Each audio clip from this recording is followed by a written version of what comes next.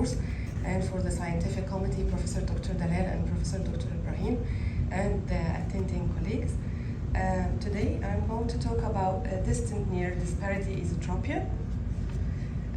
In fact, it's a little bit confusing topic. It's about, by the definition, it's about the near disparity, which means that the near angle is higher by 10 prism diopter or more than the distant angle after hyperopic correction. And correction with the refractive error and amblyopia are important early objectives. The etiological entity and the method of treatment or the classification are not uniformly accepted by all the strabismic surgeons. So the management challenge is only to shrinking the disparity and maintaining the binocular vision. As we can see here in the picture, the patient is looking for far, so the angle of esotropia is about 10 prism diopter or nearly ortho, and for near there is about 30 prism diopter esotropia, and by putting the +3 lens in the near angle is nearly corrected.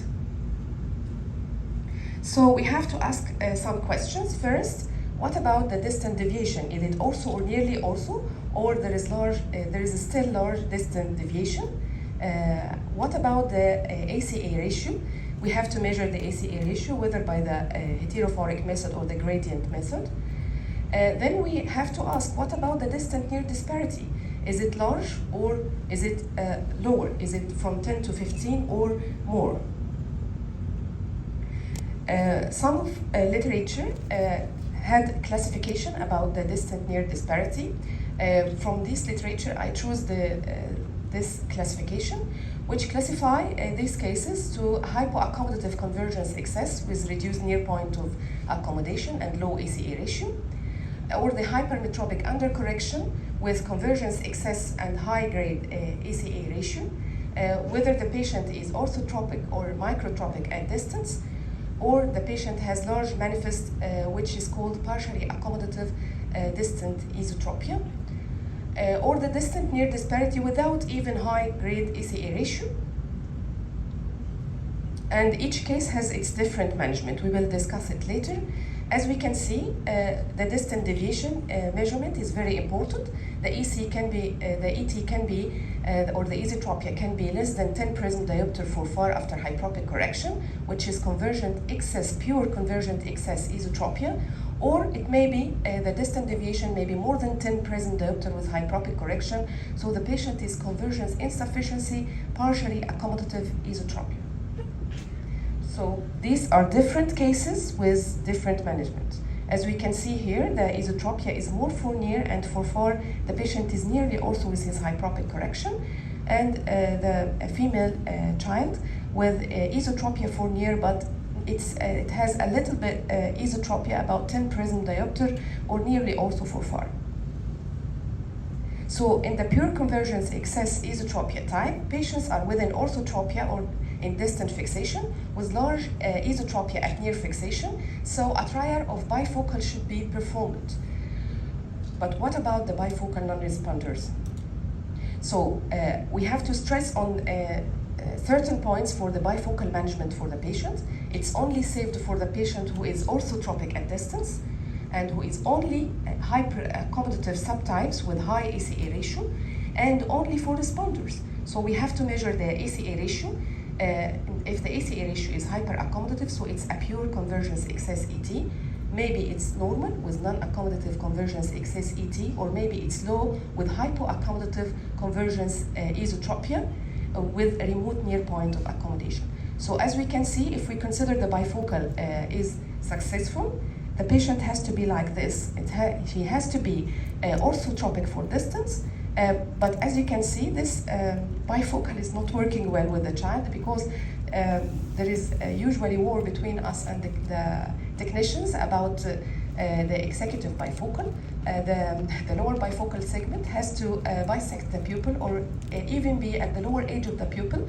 But as you can see, usually the segment is very large and the glasses is very large. So usually the near part, the lower part, is not convenient for the child. Also, some children, as this girl, as we can see from the facial expression, first, she's non-responder. Second, it was a wrong decision because she's not orthotropic for distance. Third, she's not happy about her glasses because there is bullying about this shape of glasses in most of the children. So, in pure convergence excess type, these patients need procedures to control the near deviation without disturbing the distant fixation. So, medial rectus recession is associated with high rates of overcorrection at distance. للأسف لما many formulas عشان نعمل medial rectus recession depending on the near deviation or the far deviation or in the middle between the two readings, or empirical by increasing 1 to 2 millimeter from the distant deviation, but the very best technique for these cases is the Faden.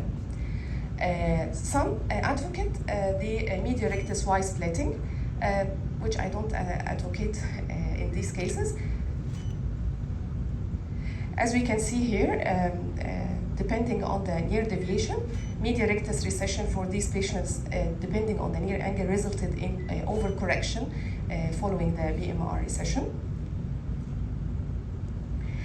So if we discuss the base of the Faden procedure, it's a weakening procedure depending on decreasing the torque of the muscle by decreasing the moment of arc after pinning the muscle to the equator.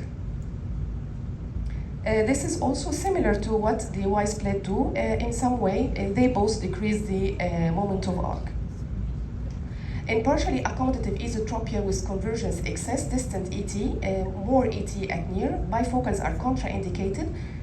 So in these patients, the best management the aim is to correct the distant and near deviation at the same time without compromising each other. So is it bimedial recession by many formulas, or combined medial recession with Faden, or slanted bimedial recession, or combined medial recession by Y-split.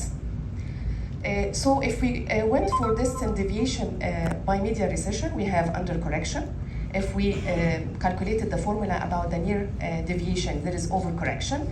If it's intermediate, so the result will be intermediate. If it's empirical by increasing 1 to 2 millimeter more than the distant deviation, also the results not always satisfactory. So we may use the prism adaptation method by putting a multiple Fresnel prism, and we define the children about prism builders and non-builders. It's costly, take long time, and finally the results are comparable.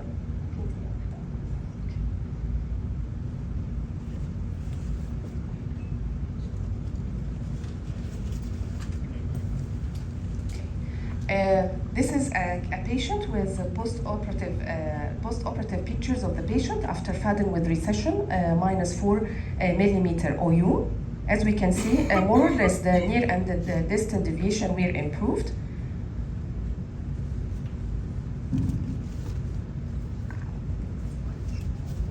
Okay. And this is a patient after Faden only. This is after 6 months and after 1 year, even without her glasses, corrected for near and far. Lastly, we will go for challenges in the Faden surgery. It's technically difficult. There is risk of perforation. The effect decreases with time. It has an effect on the distant deviation, about 5 to 10 prism diopter. What about the effect on the distant near deviation? If the distant near disparity, if the disparity is very large, it's not correcting all the near angle. And in revision, it's very difficult and may cause perforation. We prefer the combined recession with Faden, which is more difficult because during hooking the muscle, we have to choose. Either we hook the muscle and do the Faden before we do the recession, or do it after the recession, which is very difficult because the muscle is freshly recessed and sutures to the sclera with weak attachment. So we have to do a pre-placed Faden. I will show the picture only to the pre-placed Faden. Okay. Thank you. شكرا دكتورة هبة شفيق.